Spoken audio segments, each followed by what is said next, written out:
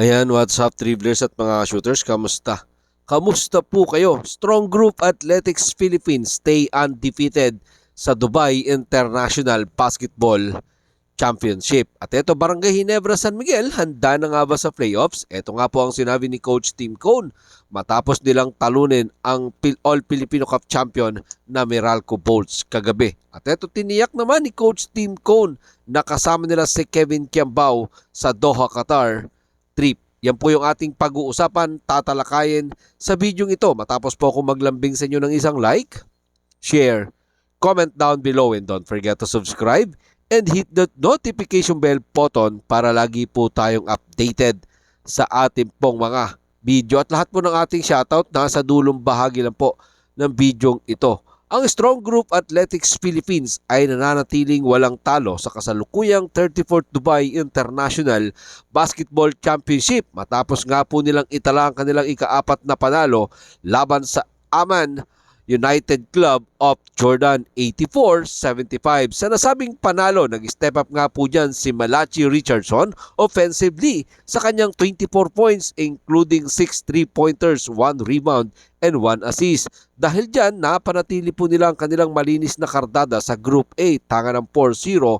Sa nasabing panalo, nagdagdag din po tumulong eto pong si Chris Macolo ng kanyang 19 points, 8 rebound, 5 assists, at 3 steal. At syempre, hindi magpapahulit, nag-ambag din po dyan si Filipino high flyer Renz Abando ng kanyang 12 points, 2 rebound, at 1 assist. Inunahan na nga po ng SGA ang kanilang kalamangan sa 11-2 panimula ng pakbakan bago pa napunta sa 23-15 kalamangan pagkatapos nga po ng unang quarter. Pero agad na bumawi ang Amman at kinuha ang 33-30 pero agad ding rumesbak eto pong mainit na si Richardson sa kanyang back-to-back triple at isang split free throw naman ni high flyer Renz Abando at isa pang basket mula kay Chris Macolo para muling ilayo ang SGA 42-34 sa halftime. Pagpasok ng ikatlong yugto, napanatili pa ng Amman ang kanilang malapit na laban bago gumawa ng mahusay na performance si na Richardson kasama si Angelo Kwame para bigyan ng malaking kalamangan ang SGA 70-53. Nangyari nga po yan sa isang dunk mula kay high flyer Pilipino Renz Abando. Pero sadyang palaban itong Amman dahil pinilit pa din nila na dumikit sa nasabi pong bakbakan sa pamamagitan ng 71-77. Pero isang 3-pointer naman ni Richardson at free throw ni Mikey Williams at Jason Brickman ang nagselyo sa panalo ng SGA at natapos nga po ang nasabing laban sa score na 84-75, a 9-point win para sa Strong Group Athletics Philippines. At ito, pag-usapan naman po natin itong Barangay Ginebra San Miguel na ipanalo nga po nila ng Barangay Ginebra San Miguel ang kanilang huling laban sa PBA Commissioner's Cup Elimination Round laban sa Philippine Cup champion na Meralco Bolts dyan sa loob ng Araneta Coliseum. Sa nasabi pong panalo ng Barangay Ginebra San Miguel sa Meralco Bolts, hindi nga po nakapaglaro etong Meralco Bolts import na si Akel Mitchell due to back spasm injury. Ang huling laban nga po ng Meralco Bolts sa sister team naman ng Ginebra na Magnolia Chicken Templados ay mangyayari po yan this coming Friday. Ngayon po ay tangan ng Barangay Ginebra San Miguel ang 8-4 win-loss record at ang Meralco naman meron pong 7-4 win-loss record. Sa 8-4 win-loss record ng Barangay Ginebra San Miguel, katabla po nila dyan ang Converge Fiberexers sa ikatlo at ika-4 na pwesto. Inamin nga po ni Barangay Ginebra San Miguel Coach Tim Cone na naghahanda na ang kanyang kupunan para sa playoffs kung saan sila maglalaro ng best of 3. Narito po ang mga sinabi ni Coach Tim Cone sa ulat na Reventerado ng Spin.ph.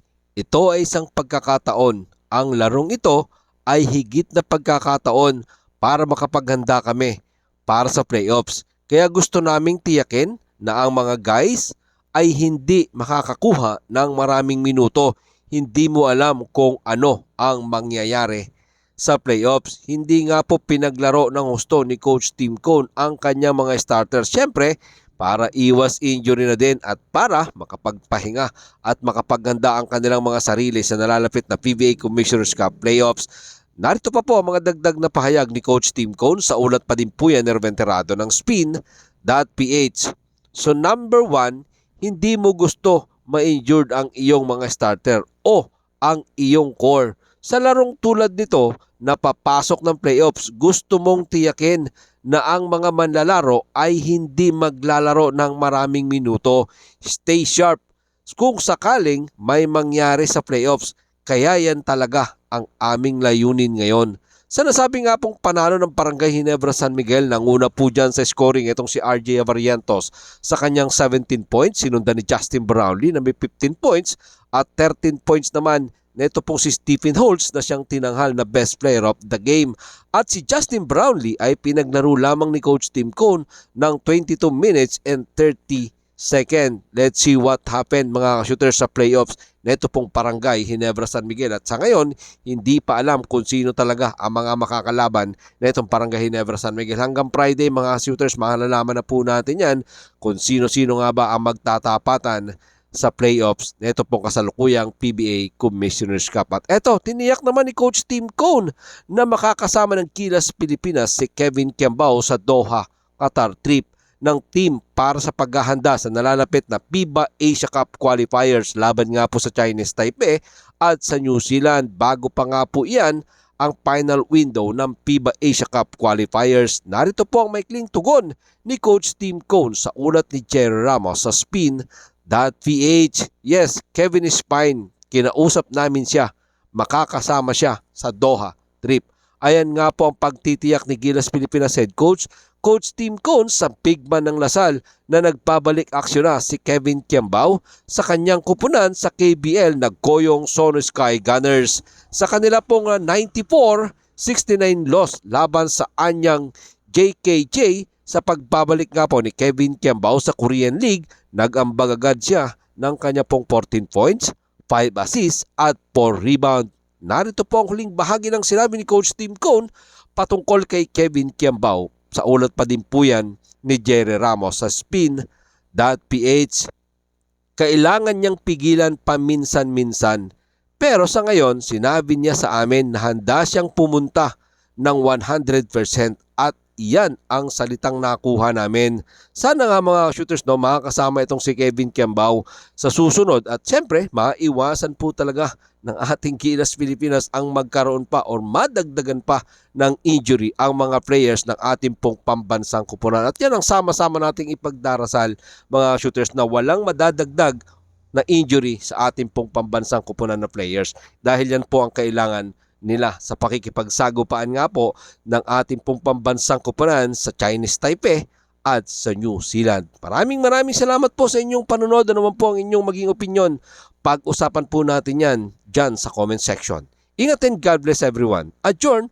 Pero katulad po ng ating nakagawian, shoutout po sa inyong lahat.